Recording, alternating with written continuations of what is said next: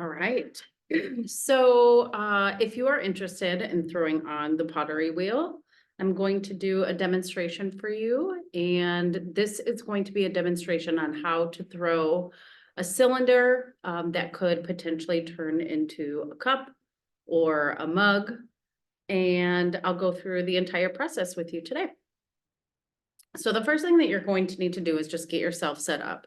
I recommend doing that in the first 5 minutes of class. That way you'll have about 25 minutes to throw, and you'll leave yourself the 10 minutes that you need at the end of the class period to clean up your space and make sure that your work is ready for the next day. In order to get yourself set up, you are going to need to fill maybe just a third of the way your water bucket with kind of room temperature water. You want to make sure that you have your toolkit. Typically, these are just right in front of you here. I'm going to move this over to the side just for demonstration purposes. You'll also need a bat.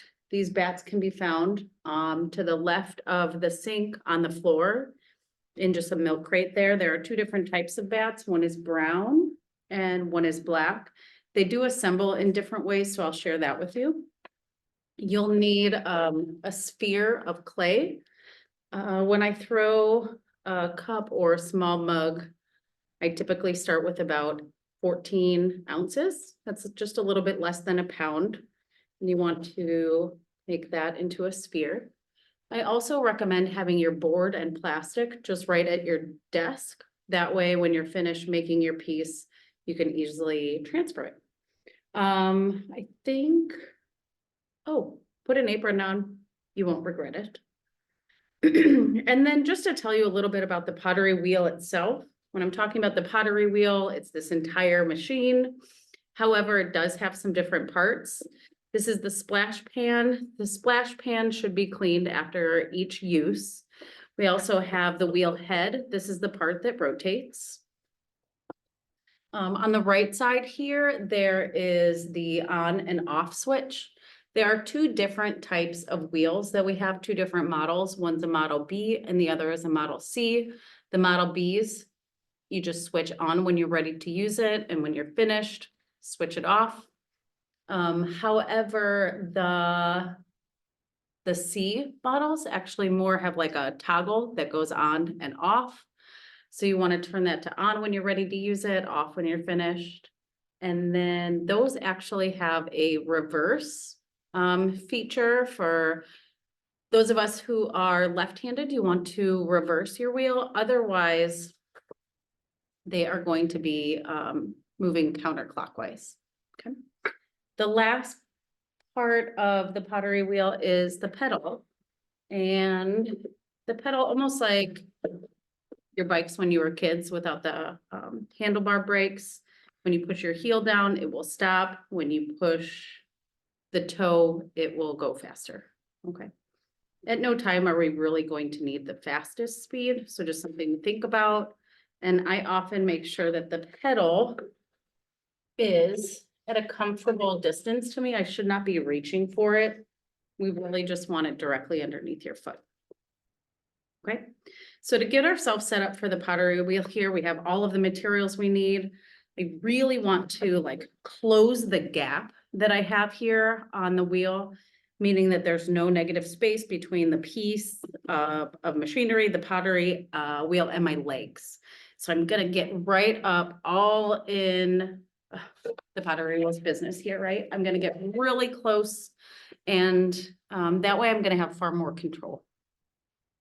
These two holes on this black bat need to go right on top of the pins right here and push down. That's how you assemble this bat.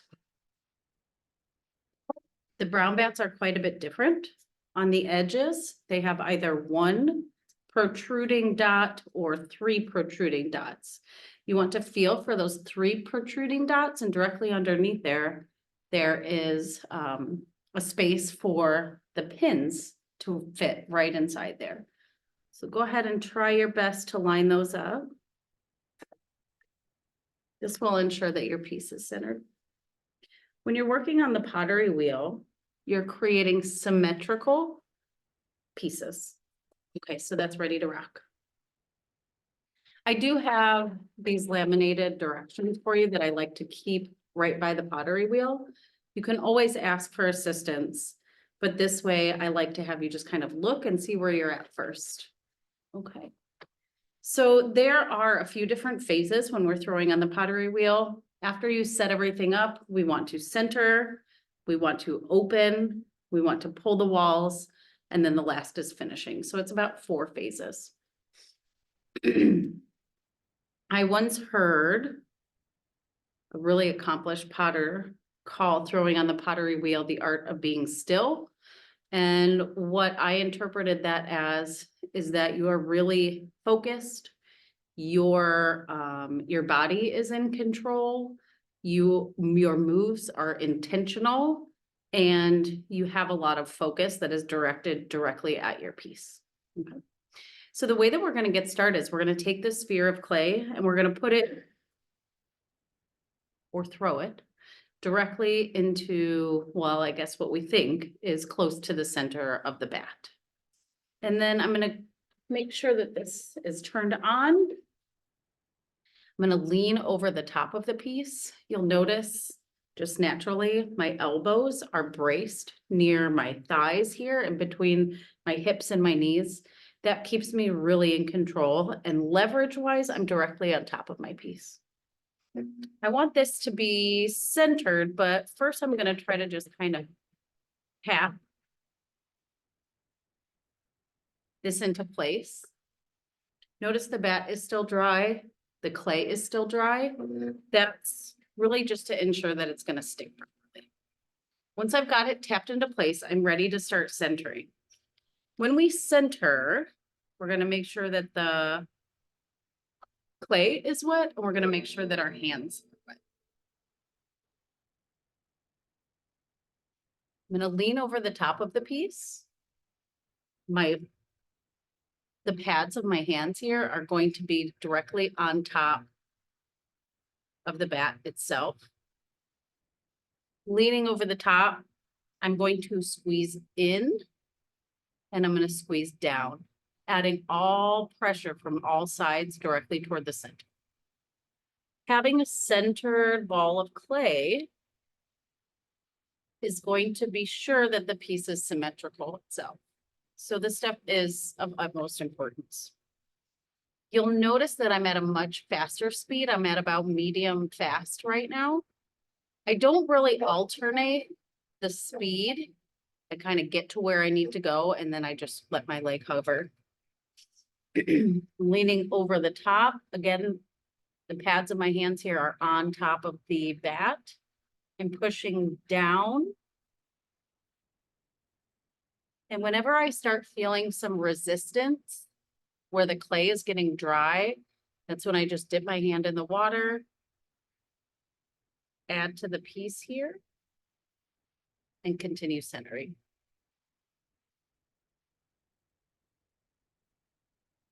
I use this left hand here and I create a bit of a mold. So it's fitting the piece itself. And when I add pressure toward the inside, that really helps to still and center the piece. This piece is now centered, but I want you to know that I have 20 plus years of experience with this. There's another way to center it as well, and that's called coning. So when we cone, we squeeze the clay in and we squeeze the clay up. And that's where it gets its name, a cone. And then I push down and use that mold hand to get that form centered again. We're trying to get a piece of clay that is very still and centered. It's not dancing around a lot. And it has very little movement to it. Once it has very little movement to it, you're going to slowly and carefully just remove your hands like this. Now you'll notice that when I'm working, my hands are always working together as a team. They're never individually working on one piece of the clay or another. not only are they always working as a team, but they're always working on the back half of the wheel. So if your knee and the clay and your other knee, they should be all aligned. And your hands are never up the top of the wheel, but they're behind that line that you've created here. So again, once you've got your piece centered, you've finished that first phase. And if you're having a hard time centering, that's when you're going to use that coning up and coning down method. I'm going to take a minute to just clean any of the water that's on my bat, any of the slip that's accumulated on the clay, or any slip that's accumulated on my hands. Just get rid of that. It ends up on your piece otherwise.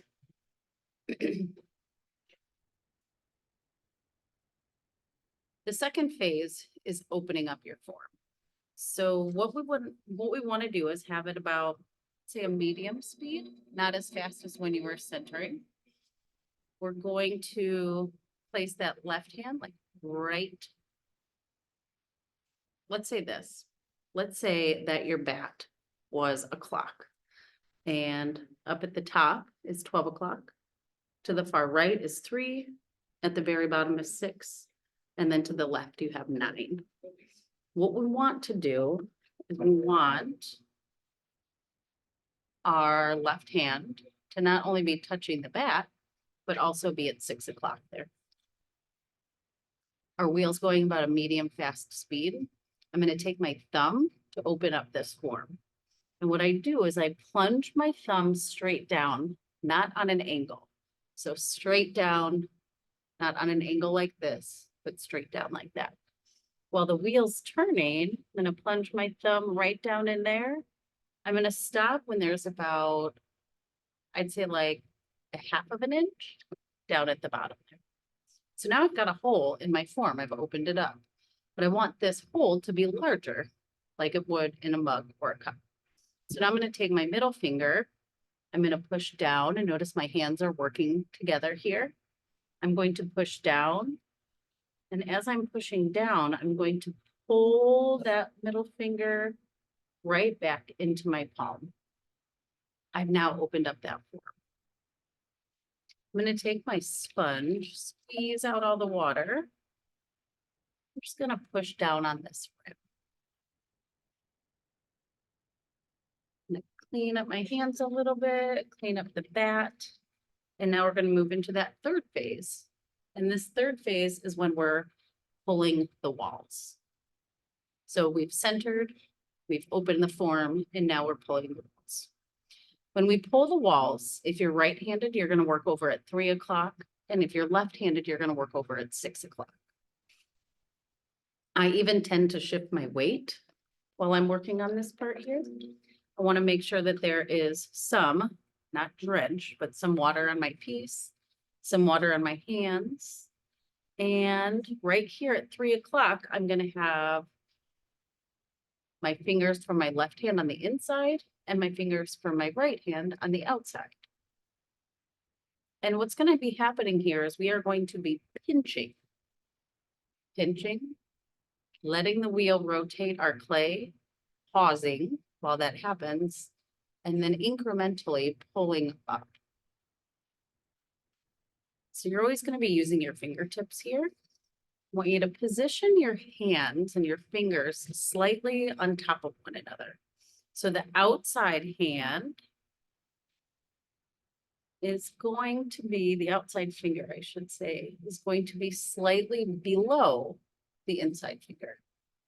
I'm going to pinch, pause while it rotates, and pull. Your hands naturally want to drag with the piece, but very intentionally, I'm keeping them at 3 o'clock.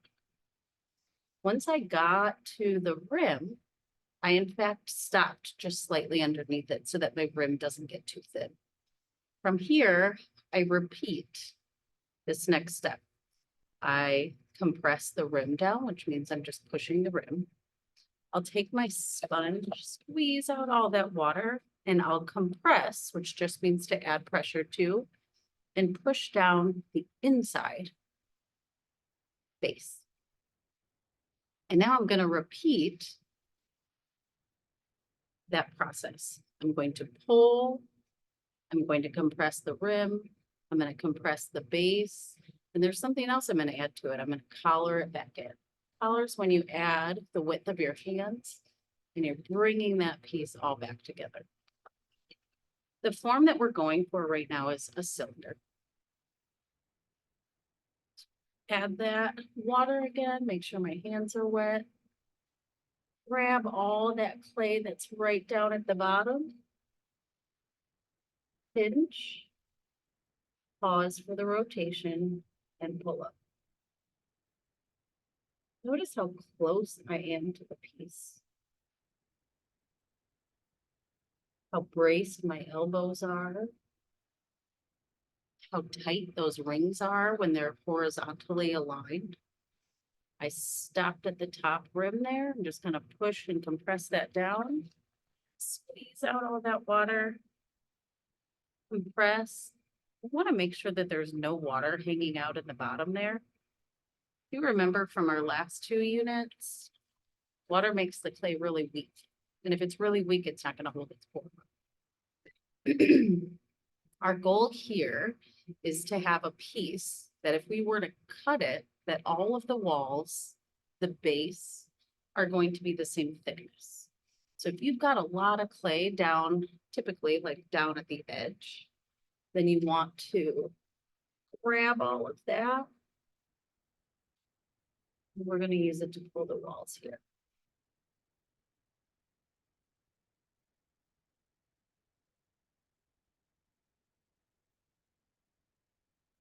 Stop when we get to the rim, compress that. I don't have much water. So I think what we can do is we can kind of just leave it like this, if we'd like this form. Or you want this to be wider in the center, then you can push out from the inside.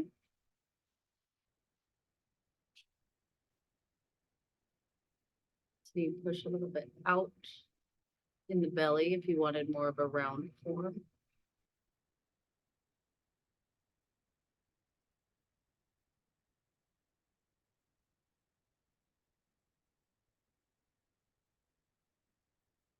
Starts getting a little bit off center. Like that, you can always just color it right back in. Okay, we're ready to finish this form. What I'm going to do, make sure my rim is really nice and smooth. Make sure there's no water down there at the base. And then oftentimes there's almost like a little skirt of clay that's right down in the bottom there. This wooden modeling tool that has a 45-degree angle is the best tool for the job. What I'm going to do is just come down in the side here, try to follow the contour of the form itself.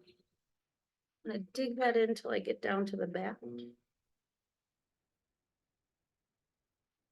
Pull off that extra clay, debreeze that.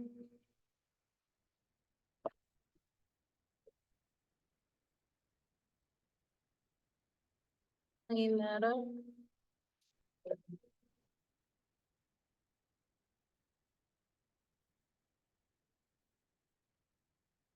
And now I'm done. So in order to get this piece off and onto my wood board, I've got a technique for you. You're going to need your wire tool, a sponge, and let's fill it like halfway with water. I'm going to put that water right up here at 12 o'clock. You're then going to take that wire tool, press down onto the bat, and let's pull that water through and underneath the piece while we're releasing it from the bat.